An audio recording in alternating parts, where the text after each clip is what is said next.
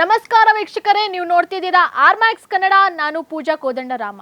ಚಿತ್ರದುರ್ಗ ಜಿಲ್ಲೆಯ ಹೊಳಲ್ಕೆರೆ ತಾಲೂಕಿನ ತಾಳಿಕಟ್ಟೆ ಗ್ರಾಮದಲ್ಲಿ ಇಡಿ ಅಧಿಕಾರಿಗಳು ದಾಳಿ ನಡೆಸಿ ಪರಿಶೀಲಿಸಿದ್ದಾರೆ.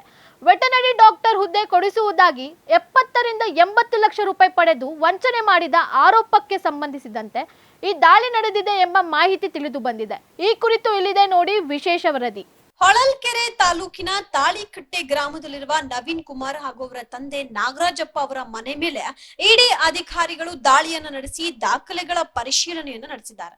ವೆಟರ್ನರಿ ಡಾಕ್ಟರ್ ಹುದ್ದೆ ಕೊಡಿಸೋದಾಗಿ 70 ರಿಂದ 80 ಲಕ್ಷ ರೂಪಾಯಿ ಹಣ ಪಡೆದು ವಂಚನೆ ಮಾಡಿದ ಆರೋಪಕ್ಕೆ ಸಂಬಂಧಿಸಿದ ಪ್ರಕರಣದ ಹಿನ್ನೆಲೆಯಲ್ಲಿ ಈ ಒಂದು ಪರಿಶೀಲನೆ ನಡೆದಿದೆ.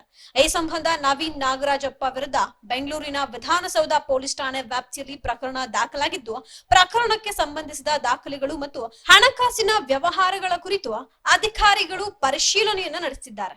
ತಾಳಿಕಟ್ಟೆ ಗ್ರಾಮದಲ್ಲಿ ನಡೆದ ಇಡಿ ಅಧಿಕಾರಿಗಳ ಈ ಒಂದು ದಾಳಿ ಇದೀಗ ಕುತೂಹಲಕ್ಕೆ ಕಾರಣವಾಗಿದೆ.